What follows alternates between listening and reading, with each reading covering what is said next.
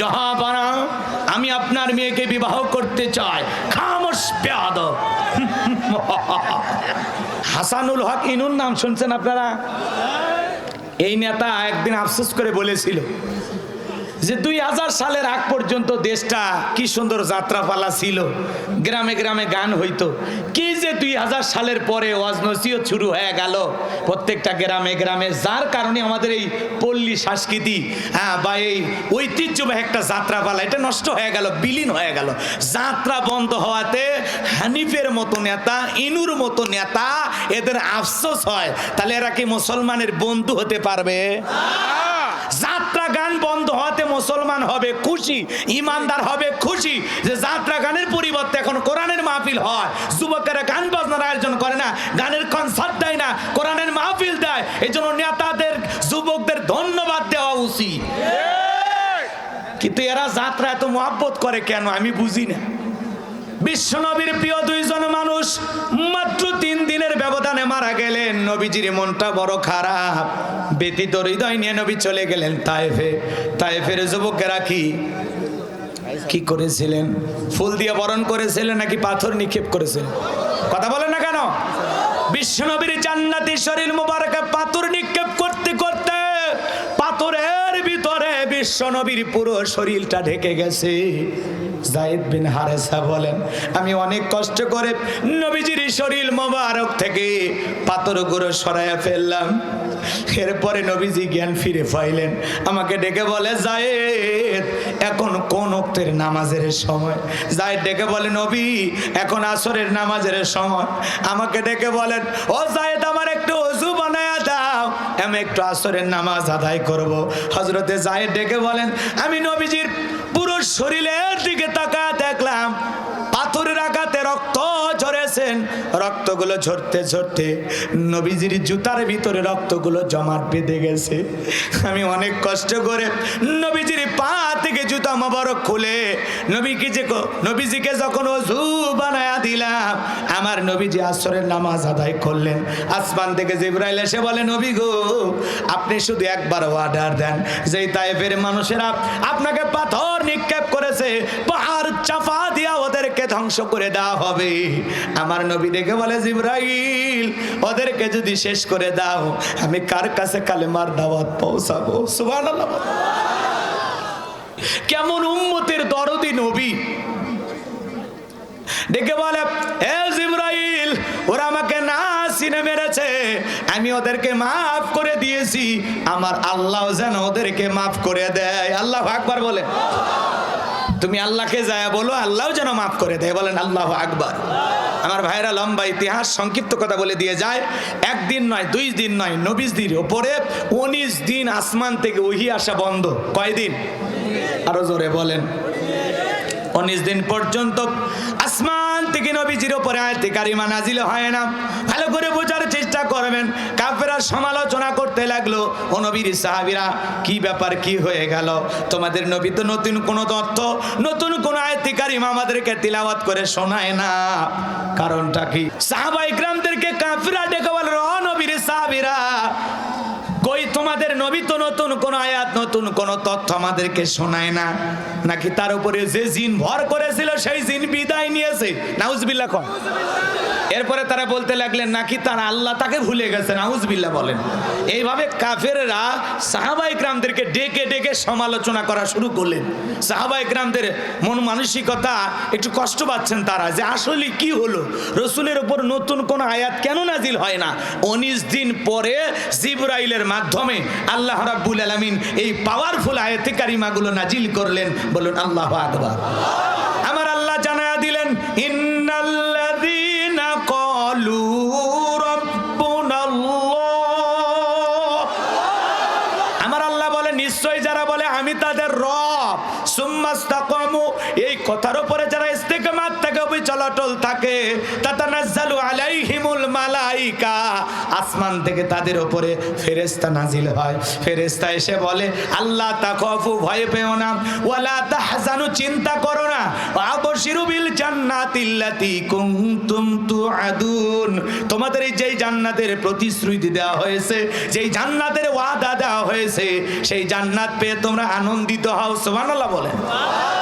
এটা আয়াতের সহজ সরল সাদা মাটা অনুবাদ। কি বললেন আল্লাহ? ইন্নাল্লাযীনা ক্বালু রাব্বুনাল্লাহ, নিশ্চয়ই যারা বলে আমি তাদের রব, সুম্মাস্তাকামু, এই কথার উপরে ইস্তেকামাত থাকে, তাতানাজ্জালু আলাইহিমুল মালাইকা, আসমান থেকে তাদের উপরে ফেরেশতা নাজিল হয়। ফেরেশতা সে কি বলে? আল্লাহ তাখাফু, ভয় পেও না, ওয়ালা তাহজানু, চিন্তা করো না, ওয়া আবশিরু বিল জান্নাতিল্লাতী কুনতুম তুআদুন, তোমাদের এই যে জান্নাতের প্রতিশ্রুতি দেওয়া হয়েছে, সেই জান্নাত পেয়ে তোমরা আনন্দিত হও। বলুন সুবহানাল্লাহ। এটা হলো আয়াতের কি সরল অনুবাদ। এবার চলেন আমরা একটু তাফসিরে যাই, কষ্ট হবে আপনাদের। তাহলে আয়াতের শুরুতে আল্লাহ পাক কি বলতেছেন?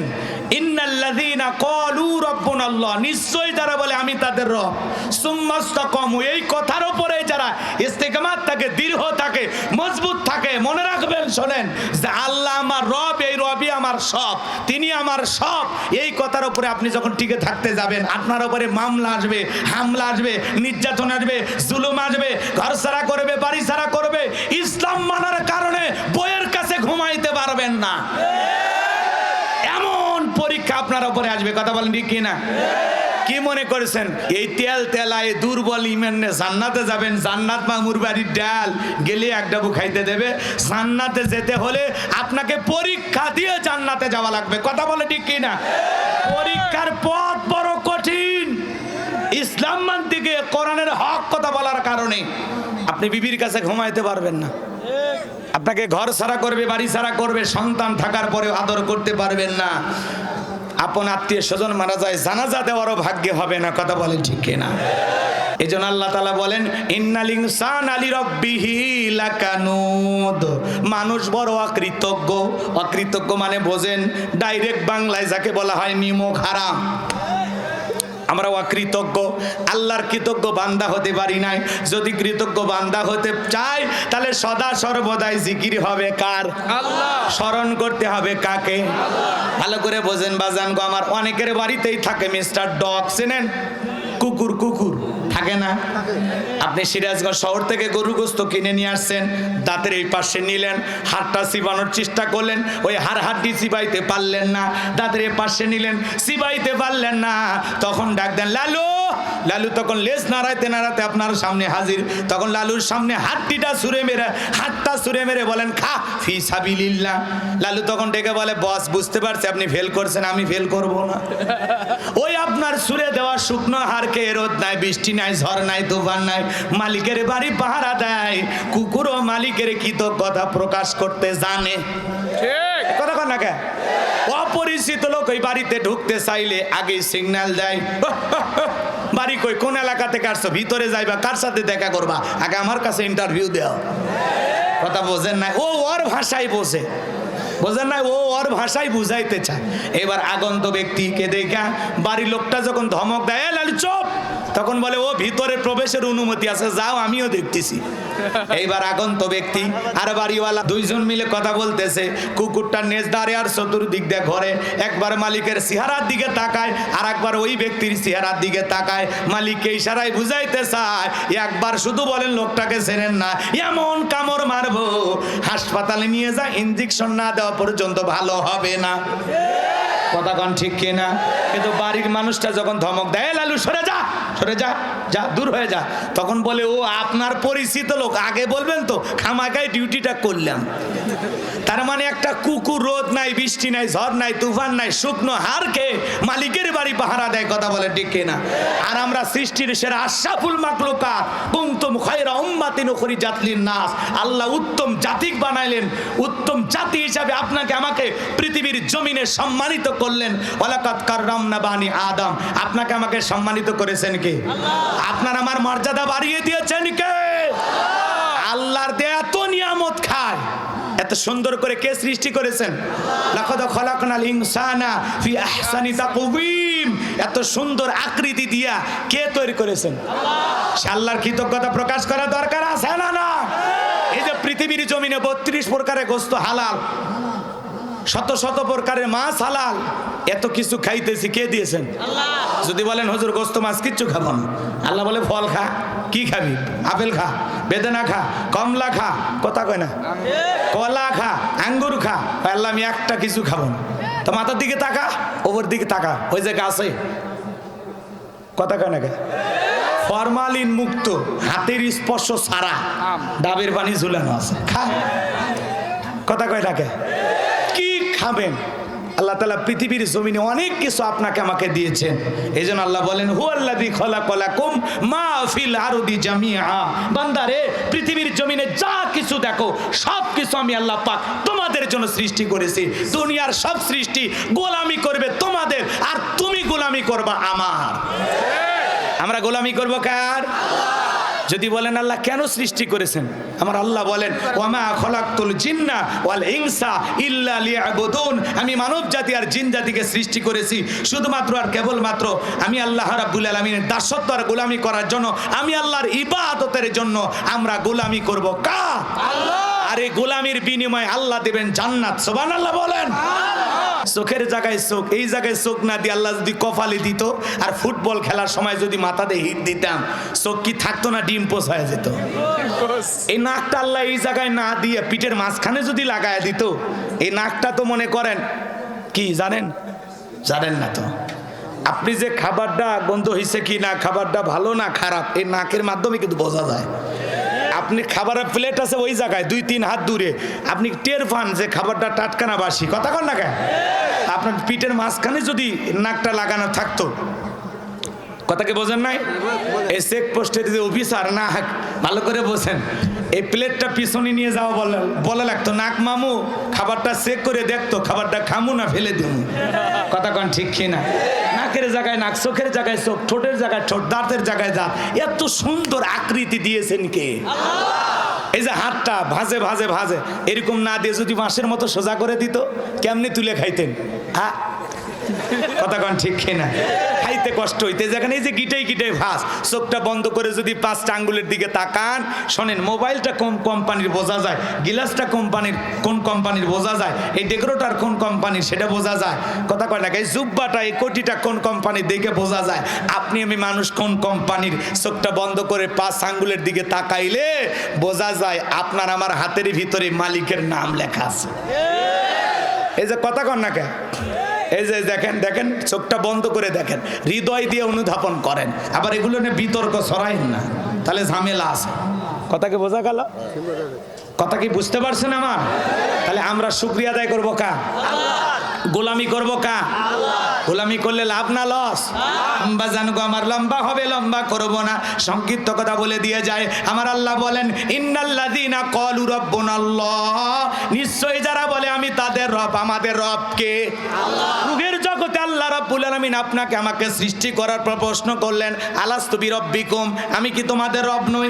আমরা সেদিন সবাই জবাব দিয়ে বলেছিলাম ক্বালু বালা, অবশ্যই আপনি আমাদের রব। বলেন আল্লাহু আকবার। এই পৃথিবীর জমিনে আসার পর আল্লাহ রাব্বুল আলামিন সর্বপ্রথম যে ওহী নাজিল করলেন, ইকরা বিসমি রাব্বিকাল্লাযী খলাক, পর তোমার রবের নামে যিনি তোমাদেরকে সৃষ্টি করেছেন। এই আয়াতের ভিতরে রব শব্দ আছে না নাই? সে রবের জ্ঞান শিক্ষা দেওয়া হয় কোথায়? স্কুল, কলেজ নাকি মাদ্রাসায়? জোরে কোন? মাদ্রাসার ছোট ছোট বাচ্চারা বইসে পেশাব করে, ওস্তাদ বলেছে বাবা দাঁড়িয়ে পেশাব করা হারাম, ছোট্ট বাচ্চা বইসা পেশাব করে, আছে না নাই? মাদ্রাসার হুজুর বলেছে বাবা পেশাব থেকে পবিত্রতা অর্জন করতে হবে। যে মানুষেরা পেশাব থেকে পবিত্রতা অর্জন করে না, এই কারণে তার কবরের ভিতরে আযাব হবে, শাস্তি হবে। এই যে পেশাব থেকে যারা পবিত্রতা অর্জন করেন না, রেডি থাকেন, কবরে পিটানো হবে। কথা কয় না? 30-40 বছর বয়স, পেশাব করে, পানিও নেয় না, টিস্যু নেয় না, মাটিও নেয় না, এরকম মুসলমান আছে না? আপনার শরম লাগে না? 2-1 ফোঁটা পরে পরে যে লুঙ্গিটা মেখে যায়, প্যান্টটা মেখে যায়, কি সুন্দর সুগন্ধি বের হয় নাকি? কবে সংশোধন হবেন? কষ্ট পাচ্ছেন? ছোট্ট বাচ্চা মাদ্রাসায় পড়ে 7-8 বছর বয়স, কি সুন্দর বইসা পেশাব করে, টিস্যু ব্যবহার করে, উজু বানায়, বাড়িতে এসে মাকে সালাম দেয়, বাবাকে সালাম দেয়, আত্মীয় স্বজন ময় মুরব্বী দেখলে সালাম দেয়, রাস্তাঘাটে চলাফেরায় পথে যত মানুষকে দেখে সালাম দেয়। কি সুন্দর আদব কায়দা। মাদ্রাসায় সন্তানকে পড়াইলে আদর্শ মানুষ হবে, মানুষের মতো মানুষ হবে। কথা বলে ঠিক না?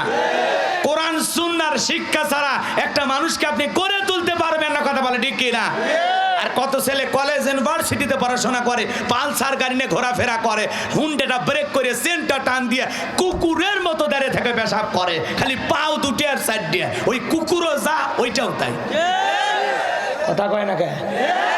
আছে আছে আছে। যুবক, ভালো হয়ে যাও। পেশাব থেকে পবিত্রতা অর্জন না করলে তোমার যা কবরের ভিতরে শাস্তি হবে, আযাব হবে। এই ওয়াজ শোনার পর মনে করেন এমনি বলতেছে, রাখছেন কইদেন না। হুজুর বলেছে পানু নিবা, মাটি নিবা, টিস্যু নিবা, কথাকে বোঝেন নাই? বলছে যদি ঠেকা কাজ পারি দেওয়ার জন্য কিছুই খুঁজে না পাও, রাস্তার বালু দিয়ে হলেও কাজ সারবা। কথাকে বোঝেন না? একজন রাত 2টার পরে মাহফিল শেষে যাইতেছে আর পেশাব করছে হঠাৎ করে, আর তখন হুজুরের ওয়াজ মনে হয়ে গেছে। হাই রে, হুজুর বলছে বাবা পেশাব থেকে পবিত্রতা অর্জন না করলে কবরে আযাব হবে, অতএব আজ থেকে আমল শুরু। তোর কাছে টিস্যু নাই, মাটিও নাই, পানিও নাই। হুজুর বলছে ঠেকা কাজ পারি দিবে রাস্তার বালু দিয়া। কিছু বালু জড়াইয়া জায়গা মতো দিয়েছে, কিছু ছিল লাল পিঁপড়ে, কামড় দেওয়া শুরু করছে। ও তখন বলতেছে এই জন্য তো আমি হুজুরদের দেখতে পারি না। দোষ কি হুজুরের না ওর? টর্চ লাইট মেরে দেখার দরকার আছে না নাই? পথের মধ্যে কত কিছু থাকতে পারে। কথা কন ঠিক না? বাজান গো, মন খারাপ করবেন না। ছোট্ট বাচ্চা স্কুলের ব্যাগ নিয়ে পেশাব করে আর লিখতেছে। ধমক দিয়ে জিজ্ঞাসা করলাম বাবা রে কোন জায়গায় পড়ো? কয় প্রাইমারিতে। কোন ক্লাস? কয় ক্লাস 3-তে। তো তুমি এইভাবে দাঁড়ায় কেন পেশাব করো? পেশাব দিয়ে আবার লিখতেছো, ব্যাপারটা কি? বলে হুজুর সেই কথা বললেন না, প্রাইমারি পেশাব খানায় যা দেখি সারি তাই দাঁড়িয়ে থেকে পেশাব করে। তার মানে যেমনটা দেখতেছে তেমনটা শিখতেছে। কথা কোন ঠিক কিনা? কলেজ ইউনিভার্সিটির দিকে তাকায় দেখেন মাঝে মাঝে শিক্ষকেরা ছাত্রকে, এদিকে খেয়াল করেন, ছাত্ররা শিক্ষককে ধরে এমন পিটান পিটায় শিক্ষকের কাপড় খুলে নেয়। এজন্য সন্তানকে যদি মানুষের মতো মানুষ বানাতে চান, মাদ্রাসায় পড়াবো তো ইনশাআল্লাহ। আমাদের সন্তানকে আমরা দিন শিখাবো, পরকালমুখী শিক্ষা দেব। কথা বলে ঠিক কিনা? দুনিয়াবি যেটুকু না শিখলেই নয় সেটুকু শিখাবো। আল্লাহ আমাদের বোঝার তৌফিক দান করুন। জোরে বলুন